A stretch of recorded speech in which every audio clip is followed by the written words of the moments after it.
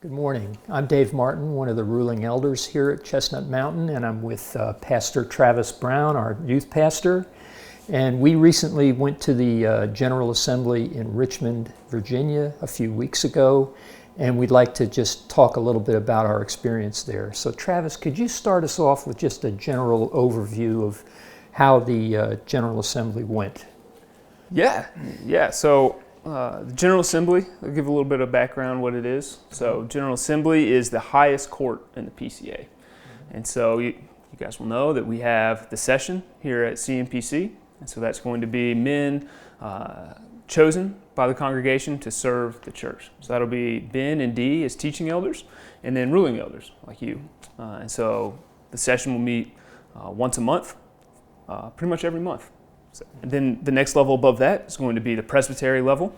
And so that'll be all the PCA churches in our geographic area. So that'll go up into the mountains, down close to Old Peachtree.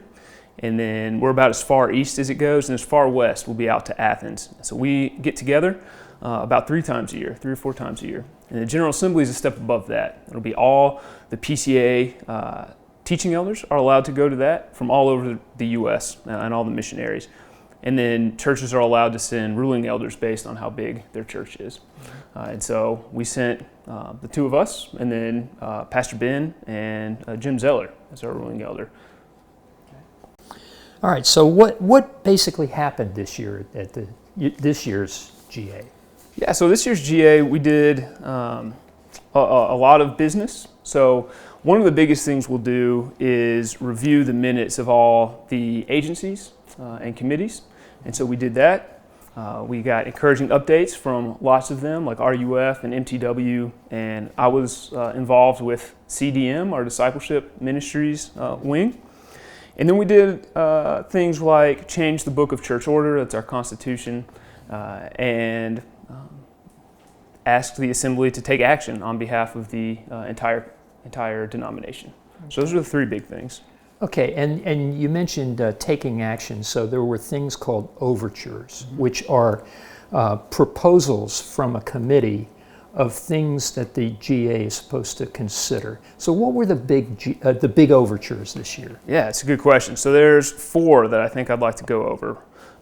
And so some of them will come, we took action last year and we voted on them again. So the first one had to do with the titles that people can go by in the church. So we voted So we voted that you have to go by the title that you're given. So if you're not ordained, you can't go by an ordained title. So this would mean that, for instance, one of the kids in the youth group couldn't be called pastor or couldn't be called deacon because they're not ordained. And the goal of this was to stop churches from ordaining women as deacon. That's kind of the big overview. And so we voted for this amendment last year at General Assembly. Had to go back to the presbyteries, passed 2/3 of the presbyteries, and then we had a final vote on it this year, and that passed. So that's now in our BCO. Now there was some issue that apparently the word deaconess in Korean is an honorific. So like we might call a woman older than us that's not related to us grandmother, just to honor them. Apparently that's an issue in the Korean church, and so we'll have to work through that. But that was kind of the pushback against it. Yeah, and we have, 9 Korean presbyteries? Right. So that's a fairly significant chunk of the PCA. Right, and those are Korean-speaking presbyteries, and there's primarily Korean churches in our just presbyteries, but they'll be speaking English. And there was a lot of pushback from the Koreans, and in fact, someone actually filed a protest at the end of the GA on that. Yeah, that's right. Okay, well, what were some of the other big overtures? So another one was to commend a letter that was sent out by the PCA to the United States government regarding gender reassignment surgery. And so that was written last year, or we voted for it to be written last year. It was written in January, and then this year we voted to tell them, hey, you guys did a great job. So that'll be available online. It's available at the church. And so the reason some people might have voted against that was simply because we asked the assembly to do a job and they did it. Why do we have to thank them for doing the job we told them to do? That was the most convincing argument to vote against it, but we did commended this year. Yes, okay. Can you give us just the gist of what we said to the congressional leaders in this letter? Just a quick synopsis. Yeah, don't do it. It's bad. That's basically it. So gender reassignment surgery, especially for minors. Especially for minors, yes. Right. So we want to protect the vulnerable, and I think sex was assigned by God, and you can't reassign it. Yeah. All right. So what were some other overtures that were kind of big this year? Sure. We had a few other ones.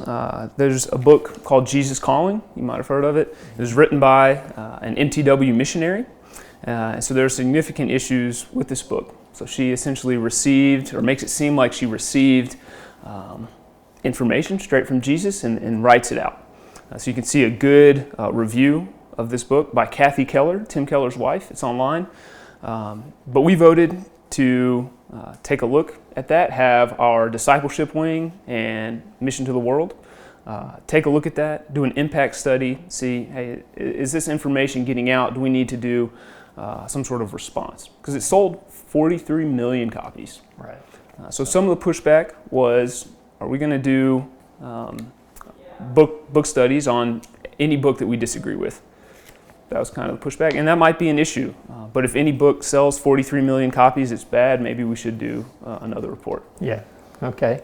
And then there was something about atheists being able to testify in our church courts. Right. So can you tell us about that? Right. So there was two kind of regarding abuse. So the one about atheists being able to testify in a church court was voted in the negative. So atheists aren't allowed to testify in church courts.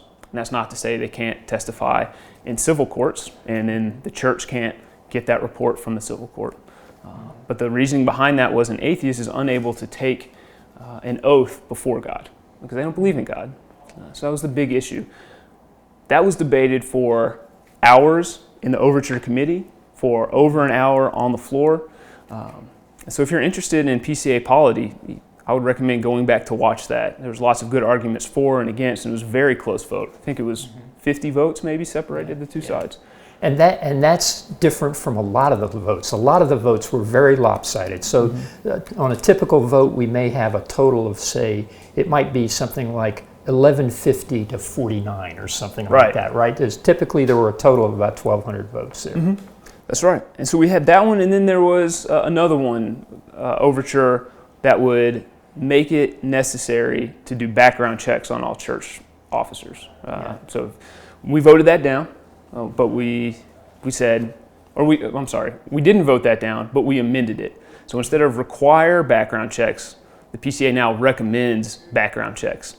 And the thought there is that we have churches in Canada and all the different states, and so just the legality of that in different places is going to change.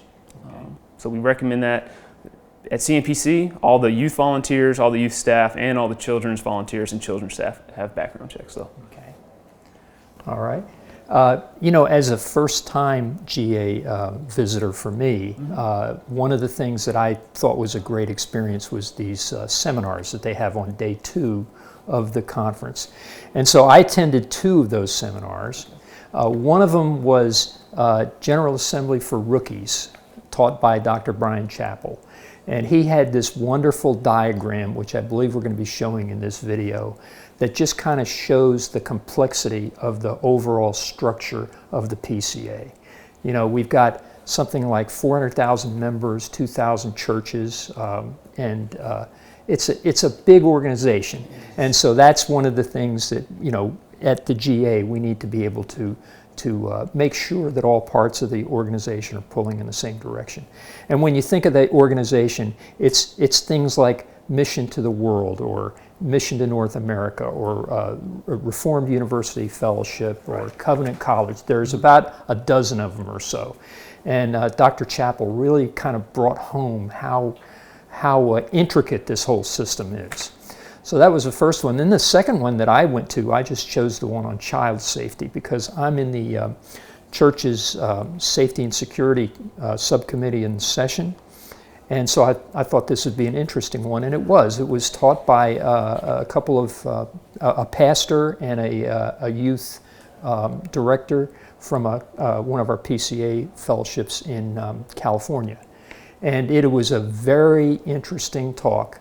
I would say that they are almost like best in class in terms of the way they handle child security. Now I suspect, and by the way, I have their procedure. I brought that home. If anybody's interested in taking a look, I'll be glad to share that with them.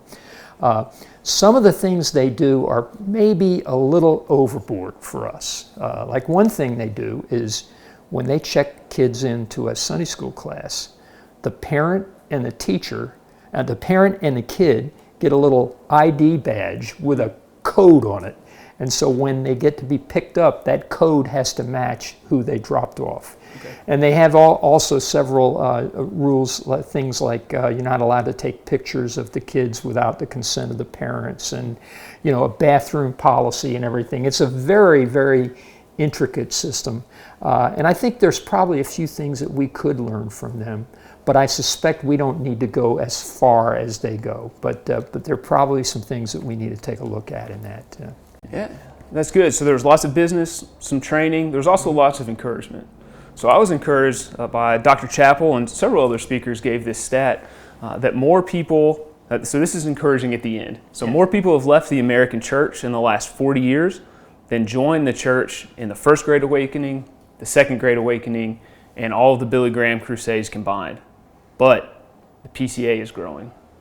Yeah, that was really encouraging. Yeah, he called it an outlier. Yeah, it is an outlier. So that was encouraging to me, and I think you were encouraged by definitely by that and by the worship services. Yes, yeah, the worship services too. We had a couple of worship services there. One at the beginning of the conference, and one at the end of the conference. The one at the end of the conference was really amazing to me. It was done in both Korean and English. So we had in our bulletin. It printed out, say, the Apostles' Creed in Korean and then Apostles' Creed in English. And the sermon, the preacher would say something in English, and then he'd say it in Korean. So it took about twice as long to do the thing, but it was really an interesting thing. They had a 150 voice choir singing Beethoven's Ode to Joy. Joyful, joyful, we adore thee, in Korean. And so it was just a moving thing. The ministers from Korea were very thankful about how the U.S. churches sent missionaries over to Korea to proclaim the good news over there. And it made a huge difference in the history of their country. And then a lot of them are now over here, and they're making a big difference in the PCA. Yeah, so it was a good time. Thank you for sending us. If you have any more questions, you can talk to Dave, you can talk to me, and you can come to any of these meetings. So General Assembly next year is in Chattanooga. You're welcome to come. All our session meetings are open, and all Presbyterian meetings are open. So if you're interested, pop in. Yeah, sounds good. All right, thank you. Yep.